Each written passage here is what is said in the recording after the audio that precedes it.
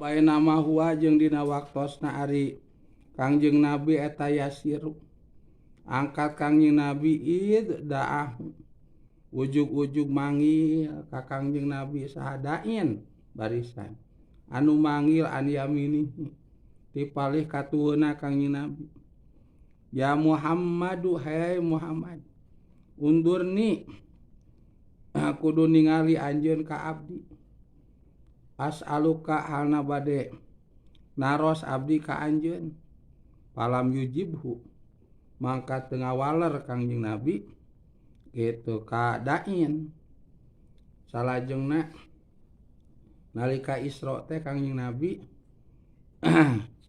aya anu nyauran tipalih katuhun Kangjeng Nabi babasana ya Muhammad undurni as'aluka hei Muhammad lihatlah aku aduh kuring cenah aya taroskeun ka anjeun kumaha tah di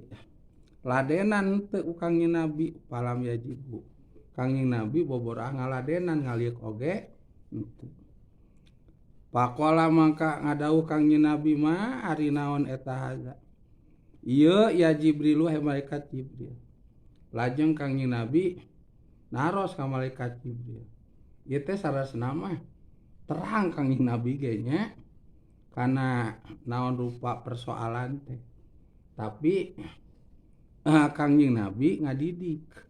nya ka umatna gitu ngadidik ka umatna perihal anu kudu yakin walaupun kaprediksi ku pikiran eta teh bakal anu tah supados yakin mending naroskeun tah kaya katerangan dina Quran pas alu ahla zikri ing kuntum la ta'lamun kudu naros saranya kabeh itu ka ahli dikir maksudna ka ahli ibadah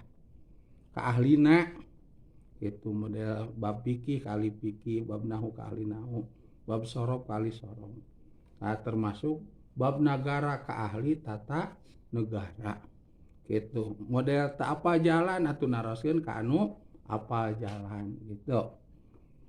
tah kadituna sangkan jadi ilmu ka urang gitu lamun teu naroskeun mah mau aya kitab ieu meureunnan barudaknya urang mah terang eusi Isra sareng Mi'raj geus sebatas Kangjeng Nabi gitu anu ngalami Isra Mi'raj jeung anu terang isi Isra Mi'raj teh umatna mah teu terang tuh sangkan jadi taklim aya keterangan al Isra'u wal uruju tasriun wa ta'limun lil ummah gitu hikmah daripada Isra Mi'raj teh nyata aya taklim diantarana nyata pangwuru ka sakabeh umat nyata ieu teh jangan malu untuk bertanya tidak akan sesat orang yang rajin bertanya nanya tapi kudu ka ahlina gitu kanu apal gitu ulah nanya kanu teu apal kumaha tah kitu walaran malaikat Jibril ya qala ngadawuh malaikat Jibril hada ari ieu dain eta dail Yahudi panggerona ti kaum Yahudi eta nu ngagerohan teh sana Muhammad lamun kedah diwartoskeun mah panggerona di golongan Yahudi ama inaka anapun lamun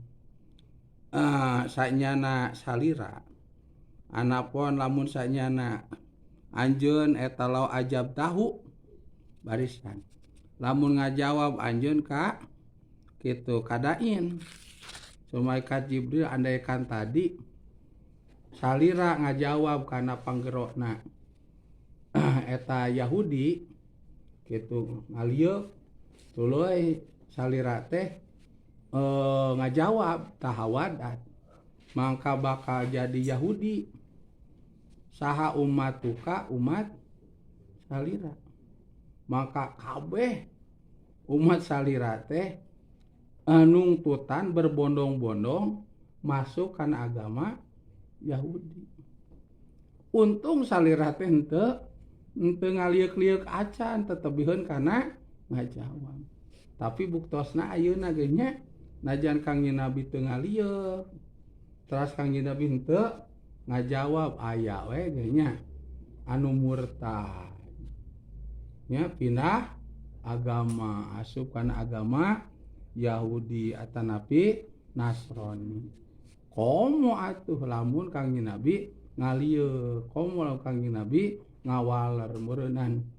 Ya, dengan pasti berbondong-bondong umat Islam teh masuk kana agama Yahudi. Untungna teh henteu ngalieu jeung teu ngawaler Kangjeng Nabi kana panggero Yahudi. Maka alhamdulillah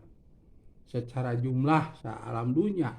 Islam teh pangseueurna komo di Indonesia nya seueur